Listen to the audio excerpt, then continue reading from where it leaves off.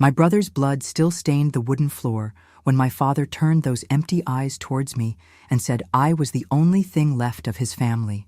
That's when I understood my real nightmare was only beginning. Before I start, I'd like to know where you're watching my life story from. Go ahead and subscribe to the channel and like this video. My name is Dorothy Malachi Wilson, but everyone here in Stone Ridge, this little spot in the middle of nowhere in rural West Virginia, knows me as Grandma Dottie, the old lady selling homemade pies at the Sunday farmers market.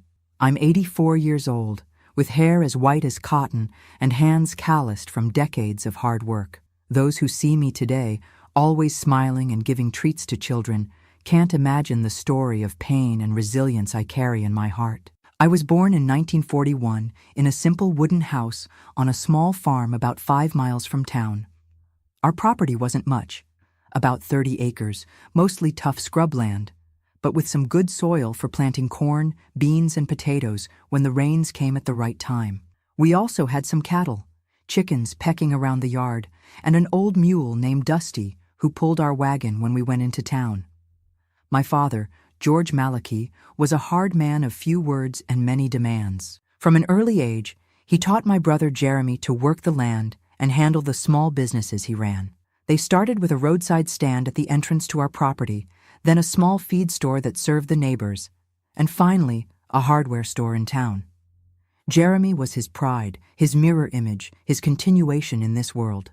A man who doesn't leave a son to follow in his footsteps is like a tree without roots, leaves no mark on this world, was what Daddy always said when he'd had a few whiskeys after dinner and started philosophizing about life. My role was to help Mama with housework, learn to cook, sew, make soap and preserves. For a woman to have value, she needs to know how to keep a house proper and please her husband. My mother Sarah would teach me, always with her head down, agreeing with everything that came from my father. Jeremy was 10 years older than me, a handsome young man with an easy smile and the slanted eyes he'd inherited from our grandmother, who they said had Cherokee blood. Unlike father, he was kind to me, brought candy from town, taught me to whistle, told ghost stories that made me sleep with the blanket pulled up to my neck on winter nights. When I inherit all this, I'll take care of you, Dottie. I'll build you a pretty house with a big porch and a kitchen full of cookware, he promised. But fate is a treacherous beast that doesn't respect plans or promises. In 1958, when I was 17 and Jeremy was 27, measles swept through our region like a storm, taking down people everywhere. First the school children, then the adults who'd never had the disease when they were young. Jeremy was one of them. At first, it was just a fever, some red spots on his face. "It's nothing," he'd say, stubborn like father, refusing to stay in bed. He kept working at the store, getting rained on, not sleeping well. In 3 days, the fever rose so high he began delirious, calling for people who weren't there, screaming that his back was on fire. Father finally agreed to take him to town, but the road was a muddy mess because of the rains. The Jeep got stuck twice. When we finally reached the clinic, the doctor just shook his head. "This one's got pneumonia on top of the measles. I'll do what I can, but it's bad." 3 days later, Jeremy left this world in a stuffy room that smelled of medicine and suffering. He didn't even have the strength to say goodbye properly. He just squeezed my hand, looked into my eyes, and whispered, "Take care of Mom, Dottie," and was gone, taking all my father's dreams with him. The funeral was quick, as everything is in small towns. The simple pine coffin was lowered into the red clay of the municipal cemetery, while the pastor mumbled some hurried prayers. Father didn't shed a single tear. He just stood there like a cement statue, hat in hand, eyes fixed on the hole swallowing his only son. Mama sobbed quietly, leaning on me, her legs weakening with each shovelful of dirt that fell. We returned home in a heavy silence that seemed to suffocate even our thoughts. I didn't know yet, but that silence was just the calm before the storm. For a week, Father barely left his room. He hardly ate, didn't speak to anyone. I would hear him pacing back and forth during the night, the floorboards creaking under his heavy steps. Occasionally, the sound of glass clinking indicated he was drinking from the bottle he kept hidden in the closet. On the 7th night after the funeral, I woke to a crash. I ran to the living room in my nightgown and found Father standing in the middle of the house, The dinner table overturned, plates broken on the floor, and blood. That blood I'll never forget, streaming from a cut on his hand where a piece of glass had gone deep. "It doesn't make sense anymore," he shouted, his eyes glazed like those of a wounded animal. "Why build? Why work? Why save if I have no one to leave it to?" Mama tried to calm him, speaking softly, approaching slowly like someone approaching an angry dog. "We have the girl, George. We have Dottie." That's when he turned those empty eyes to me and uttered the phrase that would change my life forever. "That one? What's a woman going to do with everything I've built? She'll just hand it over to the first man who comes along." "No, Sarah. I only have her now, and she'll have to serve a purpose." A chill ran up my spine. I didn't fully understand what he meant by that, but something inside me, perhaps the same instinct that makes a bird fly before the snake strikes, warned me I was in danger. That same night, while cleaning up the mess Father had made, I whispered quietly to those of you following along, "If you can, leave a comment saying where you're watching this video from. It gives me strength knowing there are people listening after so many years of keeping this story inside me. Give a like too, so this account can reach more people who might need to hear that it's possible to survive even the worst nightmares." In the days that followed, Father began to change. He would look at me strangely during meals. He started demanding that I learn about the business, that I accompany him to the store in town, that I understand accounts, buying and selling, inventory. "If you're going to inherit all this, you need to know how to take care of it," he would say. But there was no concern in those words, only contained rage, as if each explanation was an accusation. "You're not Jeremy. You'll never be." At night, after dinner, he began to drink more than usual. The whiskey that was once just a sip or two became 1 or 2 entire bottles, and with the drink came violence. First against objects, breaking things, punching walls, kicking doors. Then against my mother, a shove here, a slap there, always followed by senseless accusations. "It was your fault. You didn't take care of him properly when he was little. You made him weak." Mama would just lower her head and accept it all, as if she deserved it. I tried to interfere, put myself between them, got some pushes too, but nothing compared to what was to come. 3 weeks after Jeremy's funeral, I woke in the middle of the night to the sound of my door creaking. At first I thought it was Mama, who sometimes came to cover me when the nights got cold. But the strong smell of whiskey and sweat immediately alerted me. It was my father, stumbling in the darkness, approaching my bed. "Jeremy," he called softly, his voice slurred from drinking. "My son." I froze in fear, pretending to be asleep, praying he would realize his mistake and leave. But he sat on the edge of the bed, the straw mattress sinking under his weight, and ran his hand through my hair. "You've come back," he murmured. "I knew you would come back." When I tried to move, to say I was Dorothy, not Jeremy, he grabbed my arm hard. "No, don't leave again. You're all I have." What happened that dark night, with the wind howling through the cracks in the window and the crickets singing outside, was the beginning of a torment that would last almost 2 years. A torment no 17-year-old girl should experience, especially at the hands of someone who should protect her. When the sun rose, bringing the clarity that drives away the monsters of the night, my father had already returned to his room, leaving behind a girl broken inside, crying silently so as not to wake the house. I couldn't get up to make coffee as usual. I lay there, wrapped in the blood-stained sheet, ashamed and wishing the earth would swallow me up as it had swallowed my brother. It was Mama who came into the room hours later, worried about my absence. One look was all it took for her to understand. Her eyes filled with tears. She brought her hand to her mouth to stifle a sob, but she said nothing. She just sat on the edge of the bed and held my hand for a long time. "He's sick with grief, child," she finally whispered, as if that explained or justified what had happened. "Lost his mind with Jeremy's death. It will pass." But it didn't pass.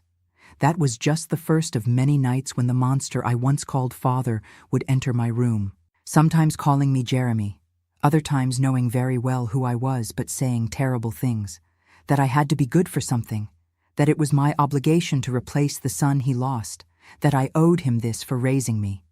And so began my torment in a house that was once home and had now become a prison, with a man whom grief and whiskey had transformed into a monster, and a mother who, out of fear or helplessness, pretended not to see what was happening under her own roof. The pain of those days still tightens my chest when I remember, even after so many years. It seems like it was yesterday, not 1958, that my life turned upside down with Jeremy's death. The days passed, and Father got worse and worse, like a fruit rotting from the inside out. In the first few weeks, he still pretended when outsiders were around, putting on that mask of the respectable family man devastated by the loss of his son. The neighbors would bring food, coffee, a word of comfort. The pastor would show up now and then to say a rosary, to say that God knows what he's doing, those things pastors say when they don't know what to say. No one suspected what happened when the door closed, and there were just the three of us in that isolated house. I remember one Sunday when Mr. Anderson, the owner of the general store in town, came with his whole family for a visit. They even brought a cornbread that his wife had made. Father received them all politely, offered coffee, talked about the weather, the crops, how difficult it was to run the store without Jeremy. I stayed quiet in a corner, serving the visitors, avoiding looking at anyone. When Mr. Anderson asked if I was going to take over the family business, Father gave a yellow smile. "What does a woman know about business, Mr. Anderson? She'll help me until I find a worthy son-in-law, then I'll pass everything to him to take care of." In those days, people thought that kind of thing was normal. Nobody questioned it. Mr. Anderson's oldest daughter even commented that I looked worn out, but her mother quickly cut her off. "It's grief for her brother, girl. Leave her be." If they knew the real reason for the deep circles under my eyes, for the frightened way I had of shrinking when someone came too close. It was in that July of 1958 that Father had his first real breakdown, the kind that even the most distant neighbors found out about. It was corn harvest time, and he had hired some day laborers to help in the field.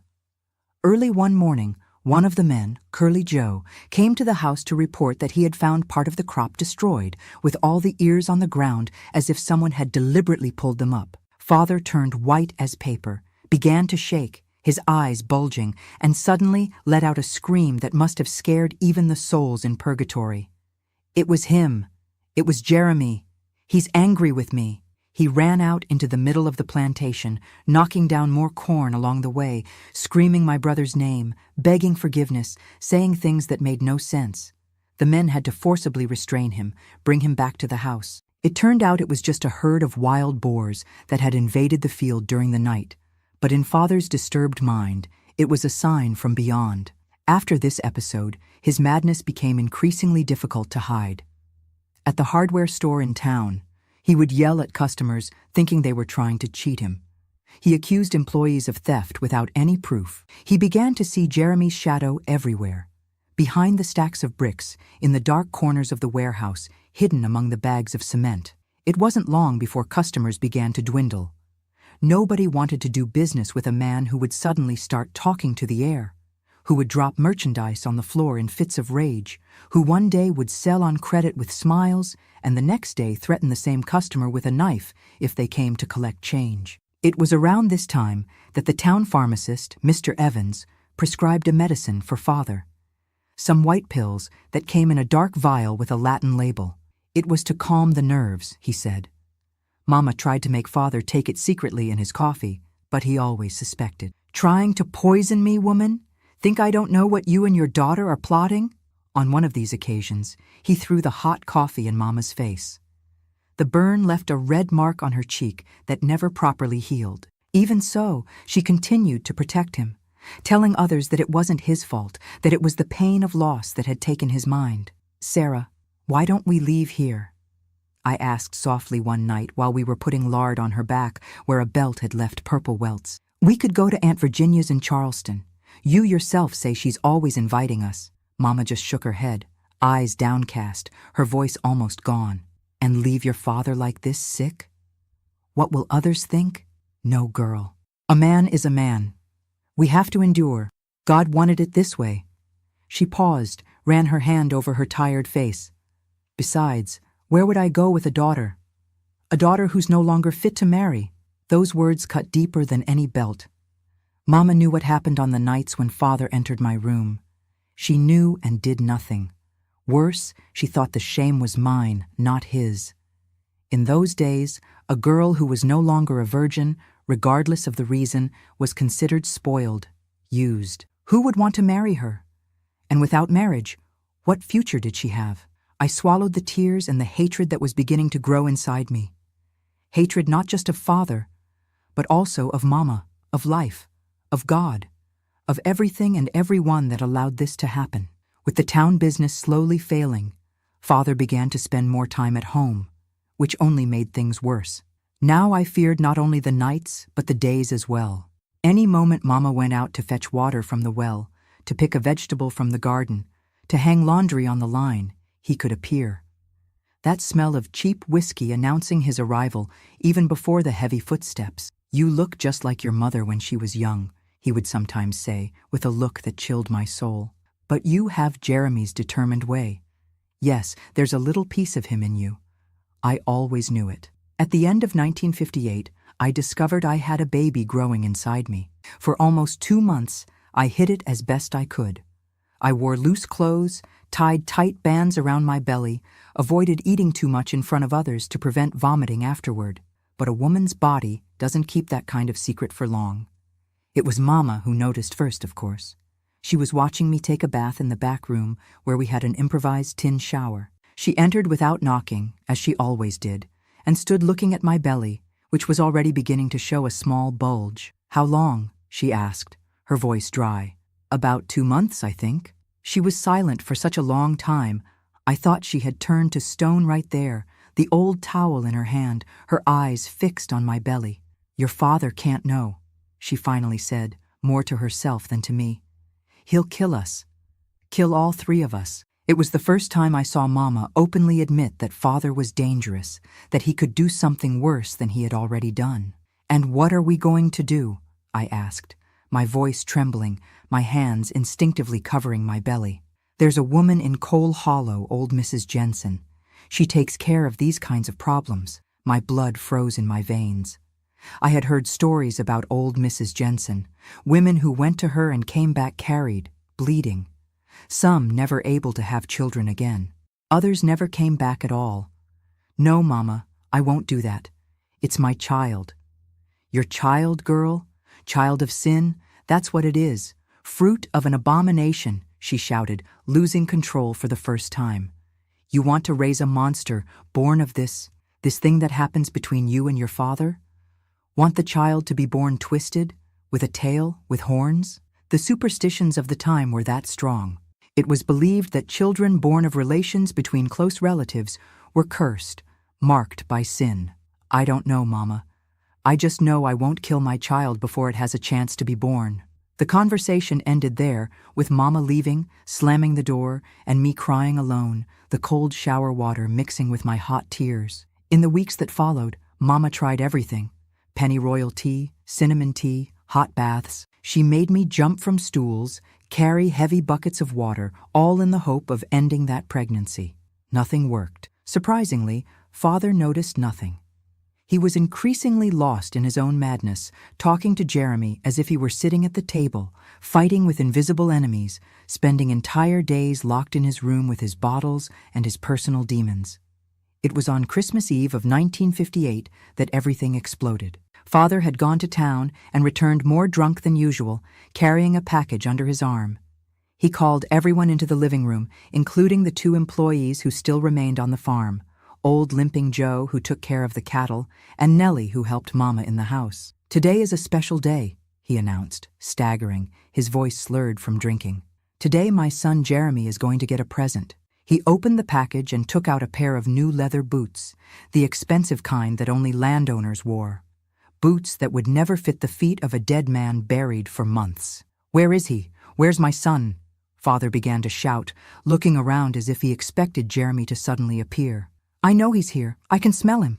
Old Limping Joe tried to calm him, to say that Jeremy had died, that he should rest a bit. Father grabbed the kerosene lamp that illuminated the room and threw it in the old man's direction. Luckily, he ducked in time.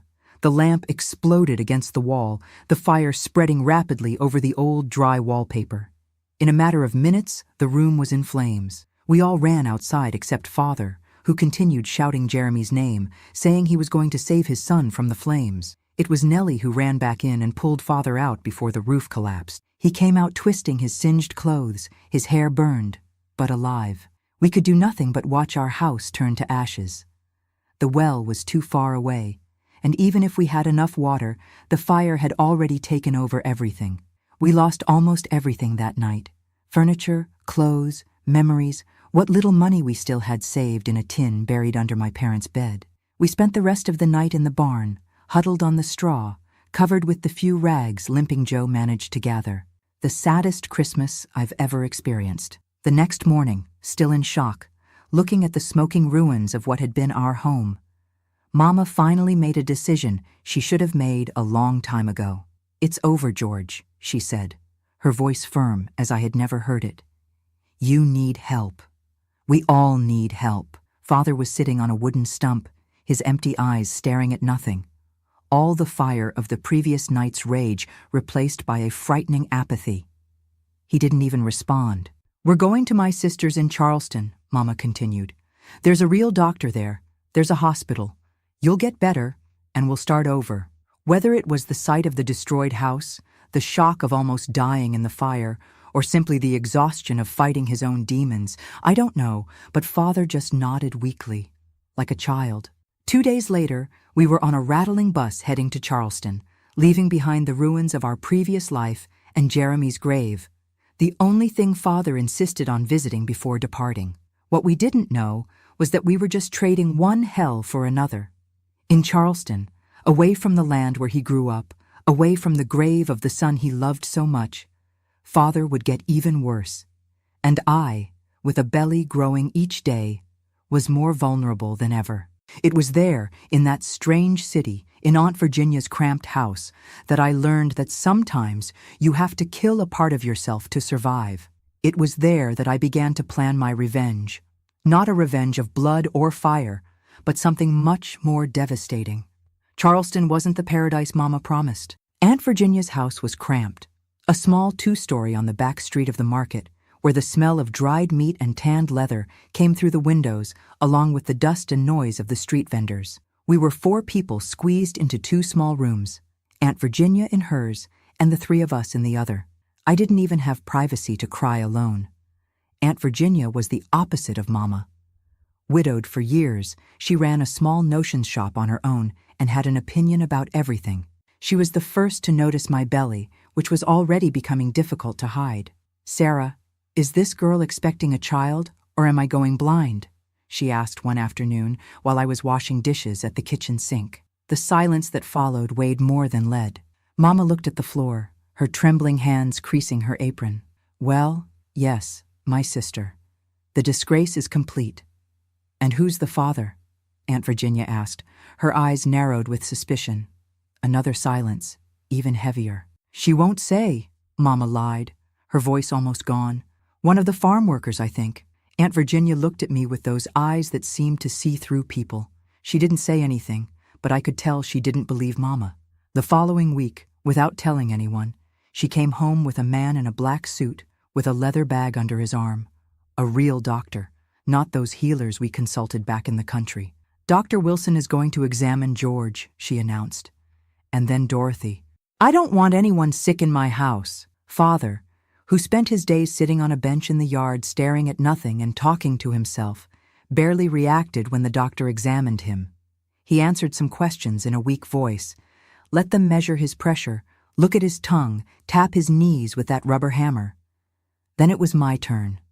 Mama tried to stay in the room, but Aunt Virginia was firm. "Let the doctor work, Sarah. Go make some coffee for us." Alone with the doctor, I trembled with fear. I had never been examined like this by a strange man, especially in the state I was in. But Dr. Wilson was gentle, respectful, explaining everything he was going to do before doing it. When he finished the examination, his eyes had a sadness that made me lower mine. "Do you know who the father is?" he asked softly. I shook my head, denying it. I was too ashamed to tell the truth. "How far along are you?" "About 4 months, I think." "And do you want to keep the pregnancy?" The question caught me by surprise. No one had asked me that before. Mama simply assumed I should get rid of the child. Father didn't know or pretended not to know, and here was this man treating the decision as if it were mine alone. I do, I answered softly but firmly. He nodded, wrote something on a paper, and gave it to me. These are vitamins. You're weak, anemic. You need to eat better for the baby. When we left the room, Mama and Aunt Virginia were waiting in the living room, as tense as two violin strings tuned too tight. Dr. Wilson got straight to the point. Your husband, Mrs. Malachi, has a severe nervous disorder. He needs to be admitted to the sanitarium for proper treatment. Sanitarium? Mama repeated, horrified. The madhouse, you mean? Psychiatric hospital is the correct term, the doctor patiently corrected. He's having delusions, hallucinations, probably triggered by grief, but which can worsen if not treated. As for your daughter, he continued, glancing at me, she needs prenatal care. She's anemic and malnourished. It was as if a bomb had exploded in that small room. Aunt Virginia put her hands on her hips, staring at her sister. Sarah, tell me it's not what I'm thinking. Mama collapsed in a chair, defeated. What did you want me to do, Virginia? He's my husband, her father, and that gives him the right to... Aunt Virginia didn't finish the sentence, too horrified. She turned to the doctor. Doctor, what happened to my niece? It's a crime, isn't it? The doctor looked from one to the other, finally understanding what no one was saying openly. If it's what I'm thinking, yes, it's one of the most serious crimes, and I report it. I'll call the police, Aunt Virginia continued, tears of anger in her eyes. You can, the doctor replied hesitantly. But think about what this will mean for the young lady, for the baby that will be born. This kind of situation usually becomes comment, gossip. And what do you suggest? My aunt asked, her voice trembling. The man needs to be institutionalized, that's certain. We can do the hospitalization papers without mentioning the other matter. Just say that he has delusions, that he tried to burn down the house, that he represents a danger to himself and others. And so it was that on a rainy February morning in 1959, two men came to get my father. He didn't even resist. He was so immersed in his own madness that he hardly noticed what was happening. He got into the ambulance looking at the sky, searching for something in the gray clouds, whispering Jeremy's name. When the ambulance turned the corner, I felt a weight lifting from my shoulders, as if I could finally breathe after months of suffocating. I looked at Mama, expecting to see the same relief, but what I saw was something else. A mixture of guilt, shame, and what hurt me most, anger. Anger directed at me. Satisfied? She whispered when Aunt Virginia went into the house. Now everyone will know. How could you do this to your own father? I was speechless. How could she blame me? How could she defend that man after everything he had done? But I soon understood. Mama was a product of an era when women were trained from an early age to accept, to be silent, to endure. Men are like that. Women have to endure. You did something to provoke him. These were phrases I had heard all my life. He raped his own daughter, Mama, I said quietly, using the right word for the first time for what had happened. And you knew. You let it happen. She slapped me across the face, the only one she ever gave me in my entire life. Never repeat that again. Your father is sick. He doesn't know what he's doing. Aunt Virginia appeared at the kitchen door, attracted by the shouts. If you hit her one more time, Sarah, it's you who'll leave this house, not her. It was the beginning of a cold war that lasted for months. Mama barely spoke to me, as if I had betrayed the family by allowing father to be hospitalized. She spent the day crying in corners, visited him at the sanitarium whenever she could, came back saying he was improving, that he would soon return home to our family. Meanwhile, my belly was growing. Aunt Virginia took me to appointments with Dr. Wilson, bought me fabric to make maternity clothes, even began to prepare a cradle for the baby. To explain my situation to the neighbors and acquaintances, she invented a story that I was a widow, that my husband had died in a farm accident shortly after the wedding. In those days, being a widow was more acceptable than being an unwed mother. It was during one of these appointments, already in the 6th month of pregnancy, that Dr. Wilson gave me news that changed everything. Miss Dorothy, you are expecting twins. I almost fell off the chair. Twins? 2 children to raise alone in a time when I could barely imagine how I would raise one? Are you sure, doctor? Absolutely. You can hear two distinct little heartbeats. I left the office dazed, my hands on my belly, which now made more sense, too big for the stage of pregnancy. Aunt Virginia, who was waiting for me in the waiting room, saw my face and immediately asked what had happened. "It's two, Auntie. Two babies." She widened her eyes, made the sign of the cross, and then, to my surprise, opened a smile. "God knows what he's doing, girl. It will be difficult, but we'll manage."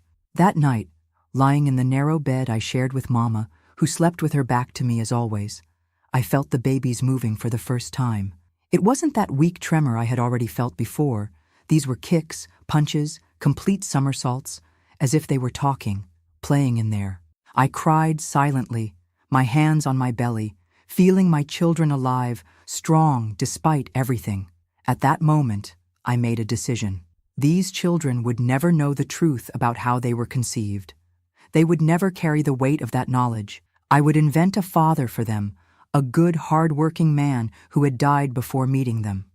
A merciful lie to protect them from the terrible truth. Mama, whom I thought was asleep, suddenly spoke, still with her back to me. "What are you going to do when these children are born, Dorothy? How will you raise them? With what money?" "I don't know, Mama. I just know they're my children, and I'll love them." "And when your father comes back, what will you say to him?" I felt a shiver down my spine. I hadn't thought of that. In the last few months, I had almost managed to forget that Father existed, that one day he could leave the sanitarium, return to our lives. "He won't come back, Mama.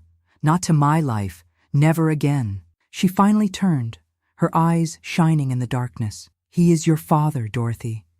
His blood runs in your veins, in the veins of these children.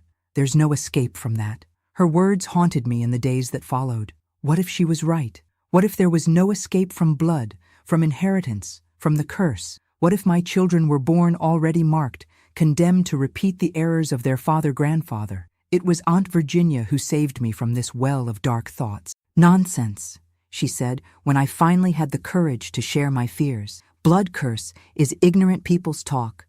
What makes a person is character, choices, not blood. Look at me and your mother. Same parents, same upbringing, and we're as different as water and oil. But what if they're born different with some problem? If they are, we love them just the same and take care of them and teach them right from wrong, which is what your parents didn't know how to do with your father." At the end of July 1959, when Charleston was preparing for Independence Day, I felt the first contractions. It was 2 a.m, and I woke with a pain that seemed to split my belly in half. Mama wasn't home. She had gone to spend a few days at the sanitarium with Father, who, according to her, was having a worse crisis than the previous ones. Aunt Virginia, always practical, had already arranged everything with an experienced midwife who lived 2 blocks down.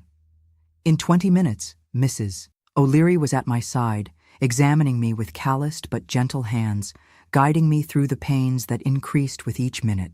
"It's going to be a difficult birth, girl," she warned. "There are 2, and they're coming a bit sideways. You'll need strength." Strength was something I had learned to have in recent months. The 16 hours of labor that followed were the hardest of my life up to that point. But when I finally heard the cry of the first baby, followed minutes later by the second, it was all worth it. "2 boys," announced Mrs. O'Leary, placing the little ones wrapped in clean towels in my arms. Strong as bulls, despite having come early. I looked at those red, wrinkled, perfect faces and saw no shadow of my father in them. Just new, pure life, waiting to be written. I cried with relief, with joy, with fear, with everything together. "What will you name them?" asked Aunt Virginia, tears also streaming down her wrinkled face. I hadn't thought of names for boys. I was certain they would be girls for some reason. I looked at the 2, so alike and yet so different at the same time. "Emmanuel and Samuel," I replied without thinking much. Bible names that meant God with us and heard by God, because despite everything, I still wanted to believe that God hadn't completely abandoned me. In the days following the twins' birth, a strange peace settled in me, as if I finally understood that the brutal life I had lived until then had a purpose: to bring these 2 beings into the world, to care for them, protect them, love them. It was also when the idea of revenge began to grow in me. Not a violent, bloody revenge, but something more subtle, more definitive, something that would free not only me, but also my mother and my children from the yoke of that man who had destroyed so many lives. The opportunity would come sooner than I imagined, and in a way I could never have predicted. But before it arrived, I would have to face my mother's last great silence, a silence that, unlike the others, would be eternal. The first months with the twins were a challenge greater than anything I had ever faced. Sleepless nights, crying that wouldn't stop, cloth diapers that needed to be washed and boiled every day, cracked breasts from nursing two hungry babies. But unlike the pains I carried before, these were pains that brought purpose, that made me stronger each day. Aunt Virginia was an angel during this time. Even with her advanced age, she would wake up in the middle of the night to help me with the boys, taught old tricks to calm colic, to make the babies burp, even invented a double sling so I could carry both at once when I needed to go to the market or to church. Mama returned from the sanitarium 3 weeks after the twins' birth. She entered the house silently, looked at the babies sleeping in the improvised cradle, and didn't say a word. She seemed older, more hunched, as if the weight of the world had doubled on her shoulders. "How is father?" I asked, more out of politeness than interest. "Worse," she responded simply. "The doctors say there's no more hope, that he'll be institutionalized for the rest of his life." I felt such great relief upon hearing that, I was ashamed. After all, we were talking about my father, the man who raised me, whom I once loved and respected. But the truth is that the prospect of him never leaving that place, never being able to hurt us again, was like taking an enormous weight off my shoulders. "Did the doctors say anything else?" asked Aunt Virginia, bringing a coffee for her sister. Mama hesitated, glanced at me, then lowered her eyes to the coffee steaming in the china cup. "They said he has a disease in his brain that gets progressively worse, that one day he won't recognize anyone anymore, or be able to take care of himself." "What disease is that?" I insisted, curious. "I don't remember the name exactly. Starts with a P or something." Years later, when I was working at the hospital, I discovered that it was probably general paresis, a neurological complication of advanced stage syphilis, a disease he must have contracted in his wanderings through the region's brothels and which, untreated for years, ended up affecting his brain, contributing to the madness that had been fermenting in him since Jeremy's death. In those first months of 1960, with my children growing strong despite being born premature, I began to think about the future. I couldn't continue depending on Aunt Virginia's charity forever. I needed to work, earn my own money, provide a roof and food for my boys. That's when an opportunity arose at the city hospital. They needed young women to work as nursing assistants, washing patients, changing sheets, feeding those who were more debilitated. The work was hard and paid little, but it had one advantage. They offered a small room at the back of the hospital for employees who lived far away. Aunt Virginia encouraged me to try. "It will be good for you, girl. Learn a profession. Be independent. The boys stay with me while you work, then we take turns." Mama, on the other hand, was horrified by the idea. Working in the hospital with sick people, injuries, people dying. That's not work for a family girl. "And what do you suggest, Mama? That I remain dependent on Aunt Virginia for the rest of my life? Or that I hastily find a husband to support not only me, but also 2 children who aren't even his?" She didn't respond, but I realized I had touched on a sensitive point. In her mind, the only dignified solution to my situation was to marry. But what man in those days would accept a woman with 2 small children with no known father? The chances were minimal, and even if some suitor appeared, it would probably be out of interest in the land that father still owned back home. Land that was legally still his, despite the hospitalization. I got the job at the hospital and started 2 weeks later. It was difficult at first. The smell of disinfectant, the patient's pain, the moans during the night, but I soon got used to it. I discovered I had a knack for it. Gentle hands to clean wounds, a firm but kind voice to calm the agitated, courage to face situations that made other employees faint. In 6 months, I had already been promoted to a real nursing assistant. One of the head nurses, Mrs. Olivia, took me under her protection. She was a lady in her 50s who had never married, dedicating her life to the profession. She taught me everything she knew: how to give injections, measure blood pressure, recognize symptoms of common diseases, calm difficult patients. "You have a gift, girl," she would say. You could be a real nurse, with a diploma and everything. There's a school in Richmond.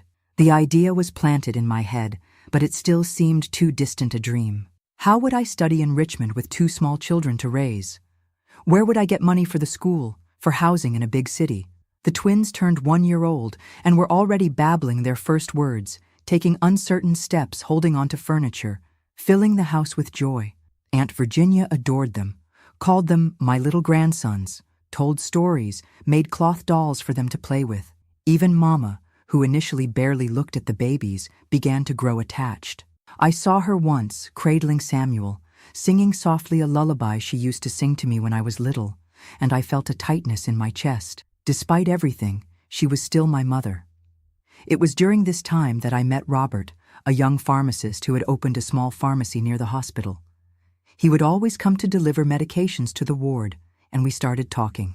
He was an educated, gentle man from a good family.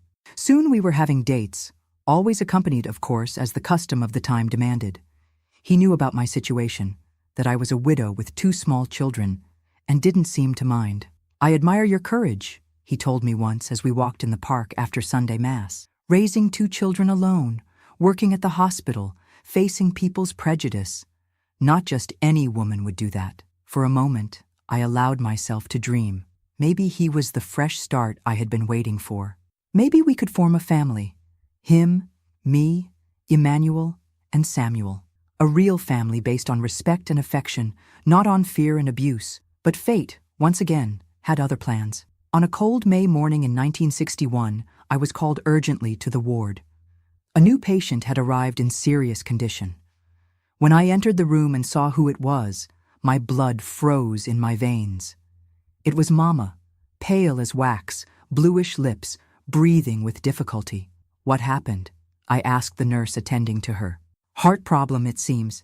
Her sister brought her in, said she collapsed in the kitchen suddenly. I ran to her side, took her cold hand. Mama, it's me, Dorothy. Can you hear me? She opened her eyes slowly, focused on me with difficulty. Dorothy, forgive me. Forgive what, Mama? Don't talk now. Rest. I need to tell you. She squeezed my hand with surprising strength for someone so debilitated. Your father, he isn't...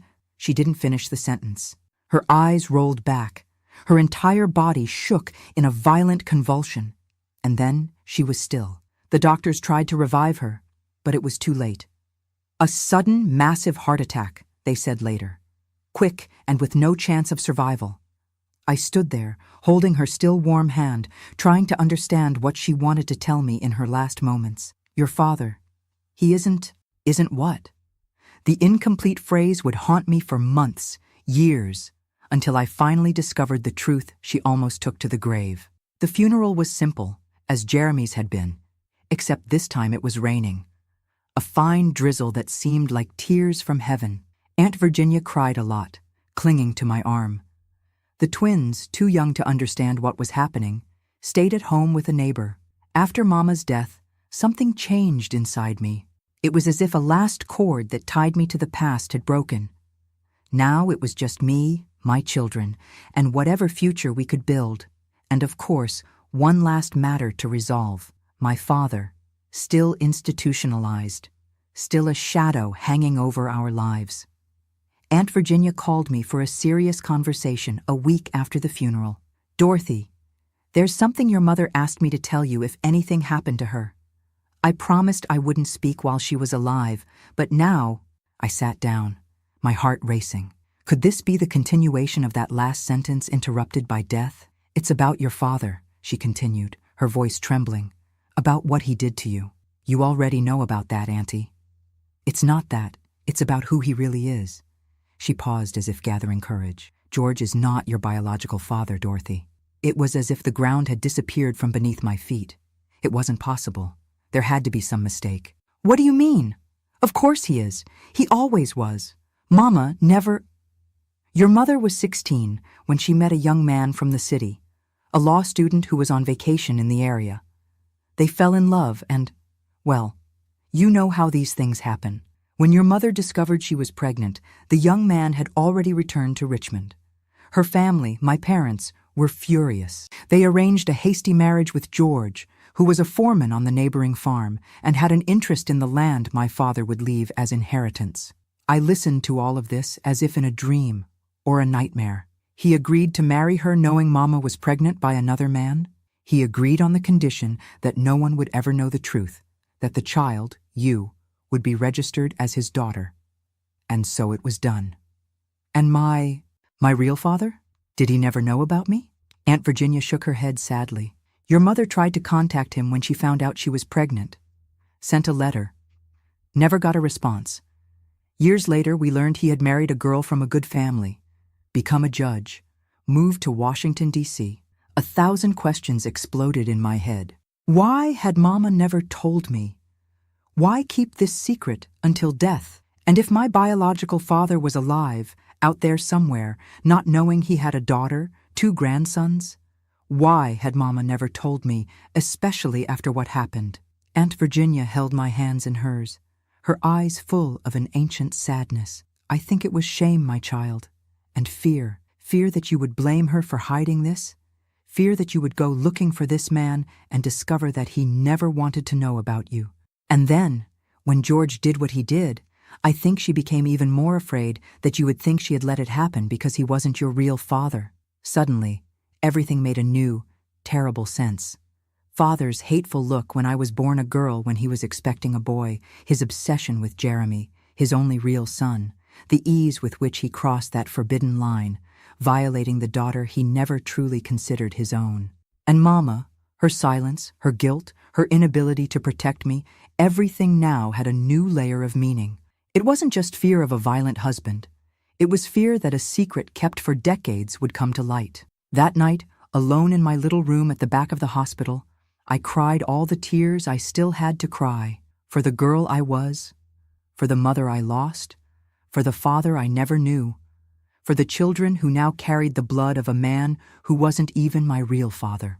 When the sun rose, an idea had formed in my head, an idea so perfect, so just, so deliciously vindictive that I almost smiled thinking about it. The revenge I had dreamed of for so long was now within my reach, and it would be more complete than I had ever imagined.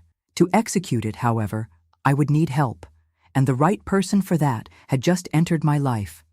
Robert, the young pharmacist who increasingly seemed interested in building a future with me, despite my complicated past. What I didn't know was that my revenge would end up taking a turn that I couldn't have imagined even in my wildest dreams, and that the price to pay would be much higher than I was prepared to accept. The revelation that George was not my biological father changed everything.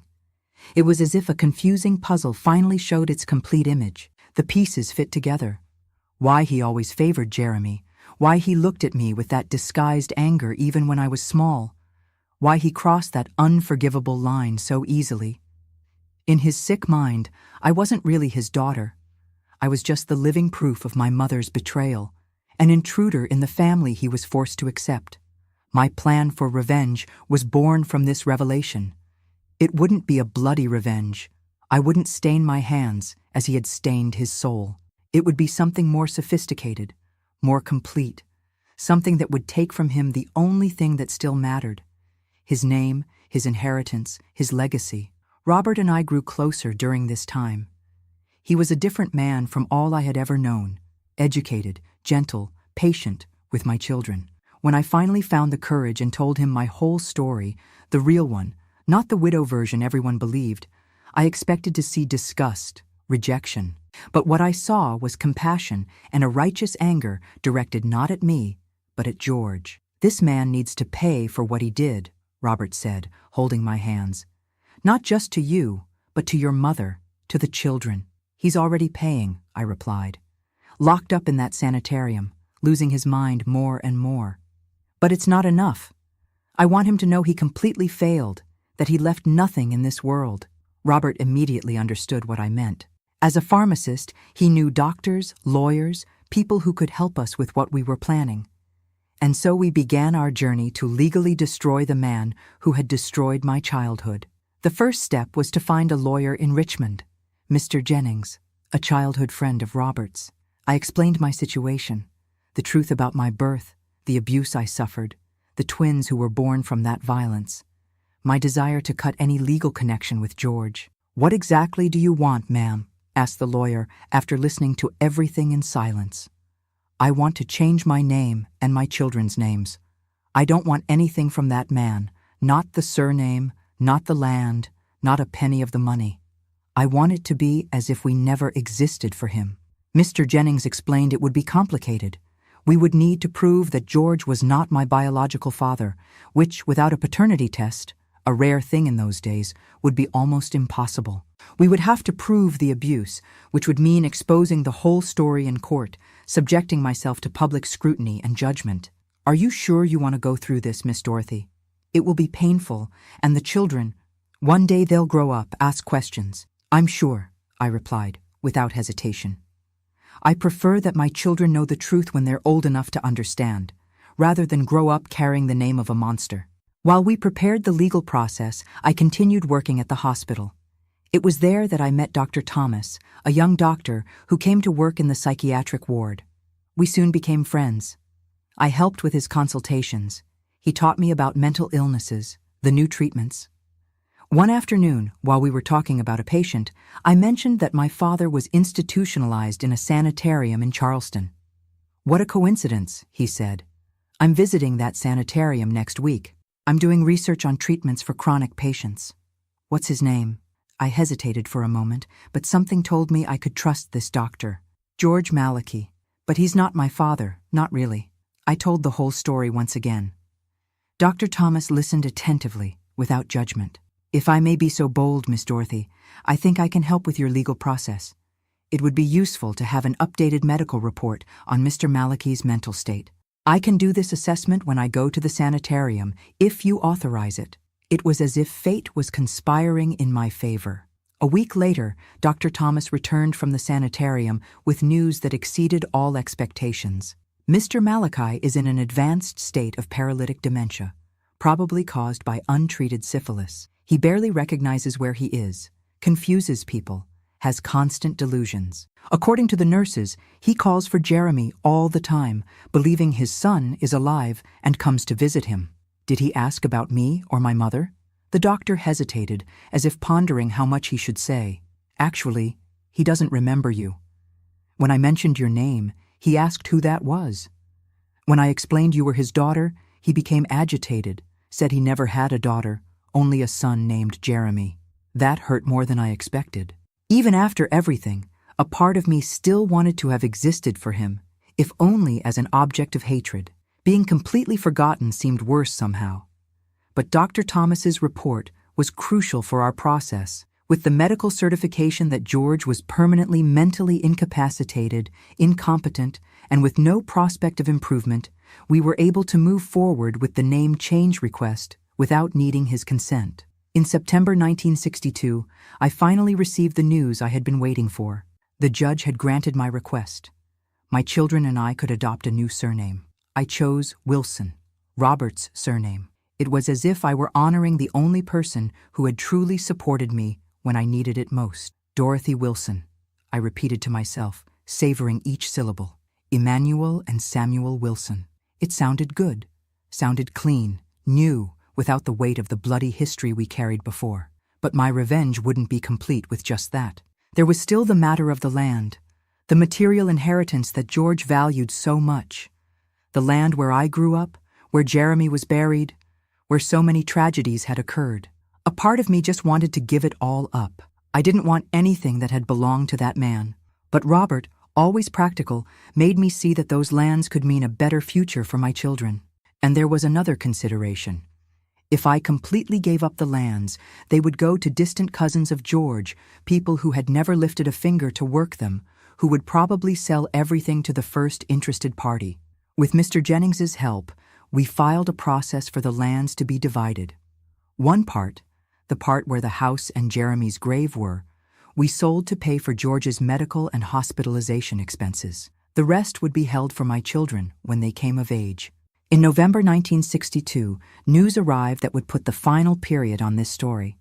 George had died in the sanitarium, victim of pneumonia that his weakened body couldn't fight. He died alone, without family at his side, calling for a son who was no longer among the living. I didn't go to the funeral. I only sent a wreath of flowers, without a card, without a message. It was the most I could do. A few months later, Robert asked me to marry him. He knew it would be difficult. Me with 2 small children, with a complicated past. Him from a good family, with a promising future ahead. But he insisted he didn't care what others would think. I want to build a life with you, Dorothy. With you and your children. We can start over somewhere else if you prefer. I married Robert on a Sunday in April 1963, in a simple ceremony at the Charleston, Maine church. Aunt Virginia was the only family present on my side.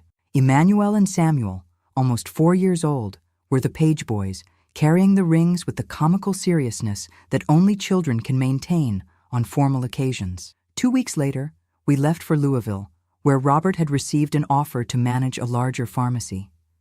It was the chance to start over in a place where no one knew our history, where we could just be a normal family, a couple, and their 2 children. I never returned to West Virginia. I learned through letters from Aunt Virginia that the lands were sold, that the house gradually fell down, that new owners built something different in its place. Even Jeremy's grave ended up lost when the new owner decided to tear down the fences and plant corn across the entire property. The years passed. Robert was a wonderful father to Emmanuel and Samuel, who grew up calling him Dad without ever questioning. When they turned 12, I thought it was time to tell them the truth. Not all of it, of course, but a softened version. That their biological father had been a sick man who did bad things, who couldn't care for them. That Robert chose them as children of his heart, which was even more special than being a father by blood. They accepted it with the surprising naturalness that children sometimes have. "So we have 2 fathers?" asked Emmanuel. "One who made us and one who raised us." I nodded, relieved to see they understood without drama. "I prefer the one who raised us," concluded Samuel, going back to playing as if that conversation hadn't been one of the most difficult moments of my life. In 1975, Aunt Virginia passed away at the age of 84. She was the last connection I had to my past in West Virginia. With her departure, I felt that a chapter was finally closing for good. I made an important decision that year. I went back to school, realizing the old dream of becoming a qualified nurse. Robert supported me as always, helping with the children, now teenagers, taking on more responsibilities at home so I could study at night. In 1978, at the age of 37, I finally received my diploma. It was one of the happiest days of my life. Life followed its course. The boys grew up, graduated. Emmanuel became an engineer. Samuel followed Robert's footsteps and became a pharmacist. Both married, gave me grandchildren who became the joy of my old age. Robert and I built a quiet life based on respect and companionship, so different from the turbulent marriage of my parents. In 1993, I lost Robert to a devastating cancer. It was an immense pain, but different from others I had felt. It was a clean pain, without guilt, without regrets. We had lived well, loved well, built something good together. Today, at 84 years old, looking back, I see that my revenge was more complete than I could have imagined. I didn't need to lift a finger against George. Life itself took care of punishing him, with the disease he himself sought in his escapades, with the loneliness of his last days, with the forgetfulness that covered his name and memory. He wanted so badly to leave a legacy, to have his name perpetuated through a son. In the end, his name died with him. His biological grandchildren, the children of the daughter he despised because he believed she wasn't his, carry another surname, call another man father, built brilliant lives without ever knowing the evil that carried in the blood running through their veins. If there is justice in this world, this was it. Not in the direct, bloody revenge I dreamed of so many times when I was young, but in the complete erasure of a man who thought his name and his blood were so important. My name is Dorothy Wilson, and this was my story. If it touched your heart in any way, please leave your like so others can know it too. Tell me in the comments where you're watching from, as each message makes me feel I'm not alone sharing this heavy burden.